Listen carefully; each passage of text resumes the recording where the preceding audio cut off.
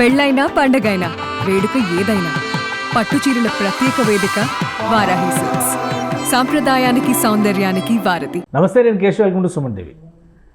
రాష్ట్రంలో కూటమి ప్రభుత్వం ఏర్పడిన తర్వాత తొలిసారిగా ఆంధ్రప్రదేశ్కి ప్రధానమంత్రి నరేంద్ర మోడీ రాబోతున్నారు ఒక ప్రత్యేకమైనటువంటి కార్యాచరణతో. ఆ కార్యక్రమం ఏంటి? అలానే గ్రీన్ హైడ్రోజన్ పేరుతో ఒక ప్లాంట్ని ఎన్టీపీసీ ఏర్పాటు చేయబోతుంది. దీని కథా కమామిషి ఏంటి, అసలు ఈ గ్రీన్ హైడ్రోజన్ ఎందుకు ఉపయోగపడుతుంది, ఈ అంశాలను విశ్లేషించేటువంటి ప్రయత్నం చేద్దాం. మనతో పాటు అనలిస్ట్ సుబ్రహ్మణ్యం గారు. సుబ్రహ్మణ్యం గారు నమస్కారం. నమస్తే సార్. ఏంటి గ్రీన్ హైడ్రోజన్ ఏంటి? ఎందుకంటే మనకి పిల్లలకి చిన్నప్పటి నుంచి కూడా స్కూల్ లెవెల్ ఎడ్యుకేషన్ నుంచి ఆక్సిజన్, హైడ్రోజన్ గురించి తెలుసు. ఇది గ్రీన్ ఎనర్జీ అంటున్నారు, గ్రీన్ హైడ్రోజన్ అంటున్నారు. కొత్తగా ఇప్పుడు ప్రధానమంత్రి ఫస్ట్ విజిట్ దీనికోసం చేయబోతున్నారు. ఏంటి దీని వెనుక ఉన్నటువంటి కథా కమామిషి? సార్, ఈ మొత్తం ప్రాజెక్ట్ కాస్ట్ వచ్చి 84,700 కోట్ల రూపాయలు సార్. ఏపీ జెన్కో తర్వాత ఎన్టీపీసీ 50% షేర్తో వైజాగ్లో పెట్టడానికి ప్లాన్ చేసినారు. దానికి శంకుస్థాపనకి నరేంద్ర మోడీ గారు మంత్ ఎండింగ్ రాబోతున్నారు సార్. ఓకే. ఇప్పుడు మీరు గమనించినారంటే గత కొద్ది రోజులుగా 4-5 నెలల నుంచి ఏపీ మొత్తం ప్రస్తుత ప్రభుత్వం వచ్చేసి ఈ రెన్యూబుల్ ఎనర్జీ మీద బాగా వర్క్ చేయడం మొదలుపెట్టినారు సార్. కొంచెం ఇది అడ్వాన్స్డ్ థింకింగ్ ఇది. దానికి చెప్పాలంటే ఈ హైడ్రోజన్, గ్రీన్ హైడ్రోజన్ ప్రాజెక్ట్ కూడా ఒకటని చెప్పచ్చు. ఇప్పుడు మామూలుగా ఎలక్ట్రిక్ వెహికల్స్ ప్రస్తుతానికి బ్యాటరీస్ మీద నడుస్తున్నాయి సార్. ఈ బ్యాటరీస్ వచ్చి లిథియం అయాన్తో తయారు చేయబడ్డటివి. వీటిల్లో ఒకసారి అంటే బ్యాటరీస్ కొంతకాలం అయిందంటే వాటి కెపాసిటీ తగ్గిపోతుంది, స్టోర్ చేసుకునేటువంటి పవర్ని తగ్గిపోతుంది, అది నిలబెట్టుకునేటటువంటి టైం కూడా తగ్గిపోతుంది. సెల్ ఫోన్ బ్యాటరీలు మార్చినట్టుగా. అబ్సల్యూట్లీ సార్, కరెక్ట్ ఎగ్జాంపుల్ చెప్పినారు. సెల్ ఫోన్ బ్యాటరీ లాగా కొద్ది రోజులు అయితే ఛార్జ్ కూడా ఎక్కువసేపు చేయాలా, ఎక్కువసేపు నిలబడదు. ఇప్పుడు మీరు ఈ ఎలక్ట్రిక్ వెహికల్స్ చూస్తే మేజర్ కాస్ట్ వచ్చేసి ఆ బ్యాటరీస్ వల్లనే అవుతుంది యాక్చువల్గా. సో ఇలాంటిది అంటే ముందరే ఊహించినారు ఈ ప్రభుత్వం. సో ఒకసారి బ్యాటరీ మార్చాలంటే ఆల్మోస్ట్ కొత్త కారు కొన్నట్టు. అండ్ మోరోవర్ వచ్చేసి ఈ బ్యాటరీస్ ఎడన్నా వేయాలన్నా కూడా హెవీ మెటల్స్ ఉండడం వల్ల, లిథియం అయాన్ హెవీ మెటల్స్ ఉండడం వల్ల అది పర్యావరణానికి కూడా కొంత డ్యామేజ్ చేసేటటువంటి ఒక పరిస్థితి. ఇలాంటి సిచ్యువేషన్లో కొంచెం అడ్వాన్స్డ్గా ఆలోచించి ఈ రిన్యూవబుల్ ఎనర్జీ నుంచి గ్రీన్ హైడ్రోజన్ ఎలా తయారు చేస్తే దానివల్ల జరిగేటటువంటి ఉపయోగాల గురించి మనం ఒకసారి ఆలోచించాలి సార్. ఈ గ్రీన్ హైడ్రోజన్ వచ్చేసి ఈ రెన్యూవబుల్ ఎనర్జీ లైక్ సూర్యరశ్మి కానీ, గాలి కానీ, నీళ్లు కానీ వీటిని హైడ్రోలైసిస్ చేయడం ద్వారా హైడ్రోజన్ని, ఆక్సిజన్ సపరేట్ చేస్తారు. ఈ హైడ్రోజన్ని ఫ్యూయల్గా వాడతారు. దాన్ని వచ్చేసి ఇప్పుడు మీరు చూసినారంటే చాలా వాటిలో ఉపయోగం ఉంది. ఫస్ట్ అడ్వాంటేజ్ వీటి వల్ల వచ్చేది ఏంటంటే పర్యావరణానికి ఫ్రెండ్లీగా ఉంటుంది. ఈ పర్యావరణాన్ని కలుషితం చేసేటటువంటి అవకాశం ఉండదు. అంటే పెట్రోల్, డీజిల్ ఇవన్నీ కూడా కనుమరుగయ్యేదానికి అవకాశం. కార్బన్ ఉద్గారాలు అంటారు కదా, అటువంటి అవి రావు సార్. కార్బన్ బై ప్రొడక్ట్స్ ఏవి రావు. వాతావరణం కూడా కలుషితం అయ్యేదానికి అవకాశాలు తక్కువ ఉంటాయి. అది కాకుండా ఇప్పుడు మీరు చూసినారంటే ఇప్పుడు వచ్చేసి బ్యాటరీ ఆపరేటెడ్ ఎలక్ట్రిక్ వెహికల్స్ ఉన్నాయి. ఇది ఫ్యూయల్ సెల్ ఎలక్ట్రిక్ వెహికల్స్ వస్తాయి. అవి వచ్చినాయంటే ఈవెన్ ఇప్పుడు ఒకవేళ కారు వెళ్తుంది అనుకోండి సార్, ఎలక్ట్రిసిటీని ఛార్జ్ చేసుకోవాలనుకోండి, కొంత టైం కావాలా, అన్ని దగ్గర అవైలబిలిటీ ఉండదు. రేపు ఈ బండ్లు వచ్చినాయంటే ఏమవుతుంది అంటే, ఇప్పుడు గ్రీన్ హైడ్రోజన్ వచ్చిందంటే ఏమవుతుందంటే వాటిని రీఫిల్ చేసుకునే టైం కూడా చాలా తక్కువ. చాలా దగ్గర పెట్టేదానికి కూడా ఆస్కారం ఉంటుంది. పెట్రోల్ కొట్టినట్టు, లేదంటే సిఎన్జి. ఇప్పుడు గ్యాస్ ఫార్మాట్లో ఉంటుంది, లిక్విడ్ ఫార్మాట్. ఇది గ్యాస్ ఫార్మాట్లోనే ఉంటుంది సార్ ఇది. సో ఆ విధంగా తీసుకునేదానికి అవకాశం చాలా ఎక్కువ ఉంటుంది. అది కాకుండా మీరు ఇప్పుడు చూసినారంటే బ్యాటరీ ఆపరేటెడ్ ఎలక్ట్రిక్ వెహికల్స్తో పోలిస్తే ఈ green hydrogen induced electric vehicle చూసినారంటే ఇది ఎక్కువ దూరం కూడా వస్తాయి ఈ కార్లు. దీనికి వచ్చే మైలేజ్ కన్నా దాని మైలేజ్ ఎక్కువ ఉంటుంది. అది కాకుండా వీటిని హెవీ ట్రక్స్లో వాడతారు సార్. లారీలు, లోడ్ బండ్లు, ట్రైన్స్, వీటిలో కూడా హెవీ వెహికల్స్లో కూడా దానికి వాడుకునే అవకాశం ఉంటుంది. మళ్ళీ ఈవెన్ ఏవియేషన్లో కూడా ఈ ఏరోప్లైన్స్ వాటిని నడపడానికి కూడా సస్టైనబుల్ గ్రీన్ ఎనర్జీ అని చెప్పేసి ఆ రకంగా కూడా ఏవియేషన్లో వాడచ్చు. తర్వాత స్టీల్ ప్లాంట్స్లో వాడచ్చు, కెమికల్ ఇండస్ట్రీస్లో వాడచ్చు. ఈ విధంగా చాలా రకాలుగా చాలా థర్మల్ బై ప్రొడక్ట్స్ కూడా రీప్లేస్ చేయొచ్చు. బొగ్గుతో చేసేది రీప్లేస్ చేయొచ్చు. మీరు అన్నట్టు ఫాజిల్ ఫ్యూయల్స్ అన్ని, పెట్రోల్, డీజిల్ లాంటివి ఇది చేయొచ్చు. అంటే ఎట్టొచ్చి ఏదో ఒక రోజుకి ఇట్లా ఆపాలి సార్. ఆపకపోతే ఏమవుతుందంటే ఇప్పటికే ఇప్పుడు ఢిల్లీ లాంటి నగరము నివాస యోగ్యం కానటువంటి ఒక సిచ్యువేషన్. ఇదే విధంగా అన్ని దగ్గరలు వచ్చిందంటే ప్రత్యేకించి అప్పుడు సిటీల నుంచి పల్లెటూరులో పెరిగెత్తాల్సిన అవసరం వస్తుంది. ఈవెన్ పల్లెటూరులకు కూడా ఈ కలుషితం వ్యాపించడం పెద్ద సమస్య కాదనమాట. సో దీన్నంతా మనసులో పెట్టుకొని ప్రస్తుత కూటమి ప్రభుత్వం దీనికి సంబంధించిన ఒక ప్లాంట్ వచ్చి వైజాగ్లో పెట్టడం, దాని ద్వారా 25,000 మందికి ఉద్యోగ కల్పన వచ్చే అవకాశం ఉండడం, దీన్ని ప్రధానమంత్రి గారు మోడీ గారు వచ్చి దాన్ని ఇనాగ్రేట్ చేయడం అనేది, శంకుస్థాపన చేయడం అనేది ఒక శుభ పరిణామంగా చూడాలి సార్ ఇప్పుడు. సో అంటే నేషనల్, ఇప్పుడు ఎన్టీపీసీ ఏమో నేషనల్ లెవెల్ కంపెనీ, అవును, ఏపీ జెన్కోన్ ఏమో స్టేట్ లెవెల్ కంపెనీ, రెండు కూడా గవర్నమెంట్ భాగస్వామ్యంగానే ఇది చూడ 100% వాళ్ళ షేరే ఉంటుంది. వాళ్ళ షేర్ 50% వాళ్ళిద్దరు షేరే సార్. సో అంటే ఇది కంప్లీట్ ప్రభుత్వానికి సంబంధించినటువంటి వ్యవస్థ. 84,000 కోట్లు అంటే అసలు ఎన్ని రోజుల్లో ఇన్వెస్ట్మెంట్ చేస్తారు? అది ఒక 3 phases పెడతారండి సార్. రాబోయే ఒక 5 సంవత్సరాలలో 3 phases పెట్టి చేస్తారంట. అంటే స్టెప్ మేనర్లో పోతారు, ఓకే, ఎక్స్పాన్షన్ స్లోగా చేసుకొని పోతారు అదేసి.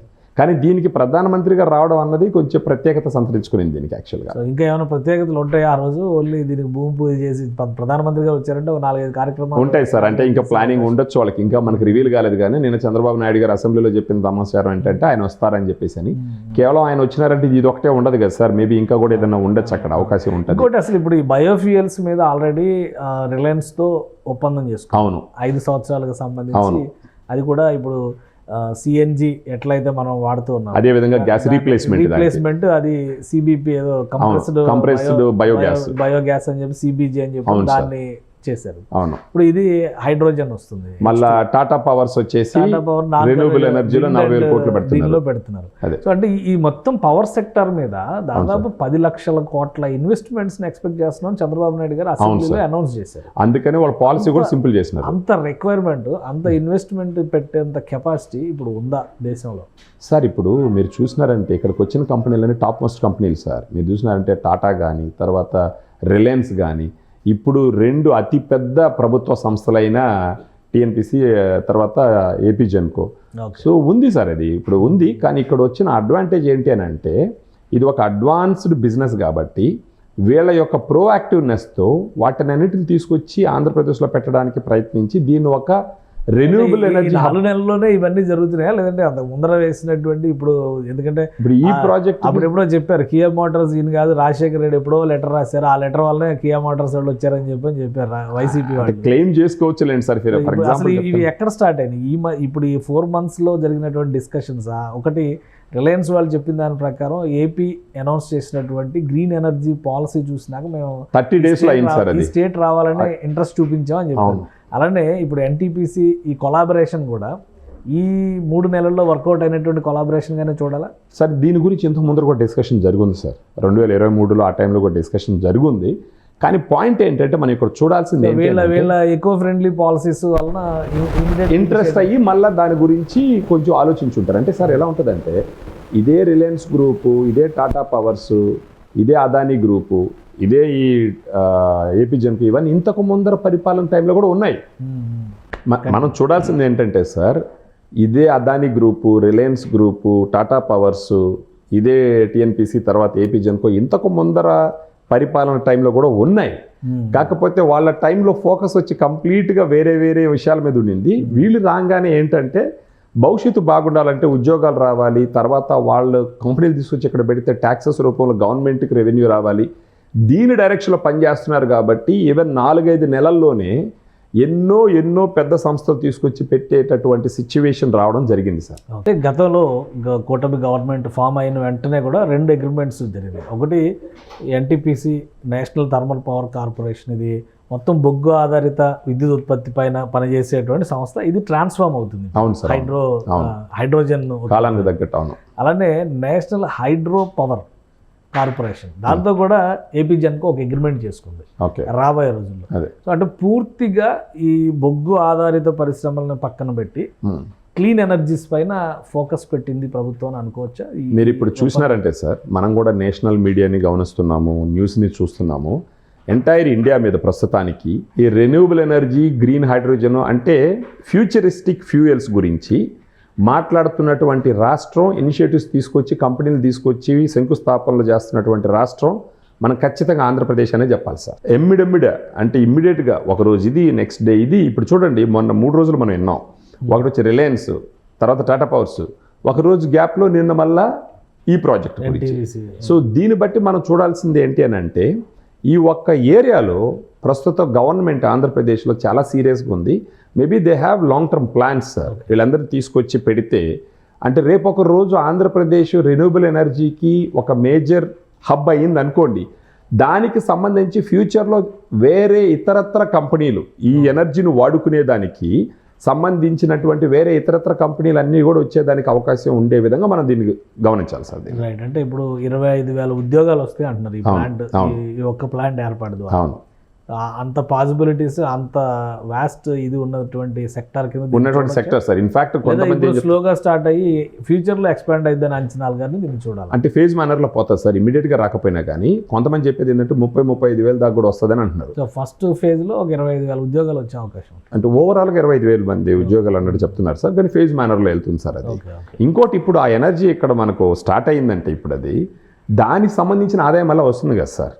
వీళ్ళ ట్యాక్సెస్ ఉంటాయి, వచ్చే అదే ఉంటుంది. మళ్ళీ అక్కడ దానికి సంబంధించి వేరే వర్కర్స్ వాళ్ళు వచ్చేదానికి కూడా అవకాశం ఉంటుంది. థ్యాంక్ యూ సుబ్రహ్మణ్యం గారు. ఇది గ్రీన్ ఎనర్జీస్ పైన ఆంధ్రప్రదేశ్ ప్రభుత్వం ఫోకస్ పెట్టింది. First time NTPC AP Genco కొలాబరేషన్తో 84,000 కోట్ల రూపాయల పైగా ఇన్వెస్ట్మెంట్ ఉండేటువంటి 3 ఫేజుల హైడ్రోజన్ ఉత్పత్తి కేంద్రానికి సంబంధించిన శంకుస్థాపన కోసం భారత ప్రధానమంత్రి నరేంద్ర మోడీ విశాఖపట్నం రాబోతున్నారు.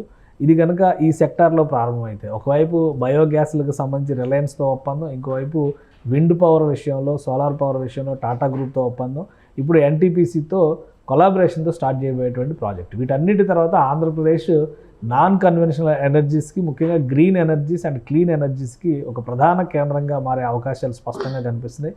సుదీర్ఘమైనటువంటి తీర ప్రాంత రేఖని ఉపయోగించుకోవడం ద్వారా ఈ ప్రాజెక్టులకి ఏపీ సర్కారు బీజం వేస్తుంది. ఇదే క్రమంలో ఒక పాలసీని కూడా తీసుకొచ్చింది కాబట్టి వేగవంతంగా ఈ కొలాబరేషన్స్ ముందుకు వెళ్తున్నటువంటి పరిస్థితి కనిపిస్తుందని సుబ్రహ్మణ్యం గారు విశ్లేషిస్తున్నారు. ఇది special discussion. Keep watching. Suman టీవీలో మీ పర్సనల్ అండ్ బిజినెస్ ప్రమోషన్స్ కోసం కింది నెంబర్కి కాంటాక్ట్ చేయండి.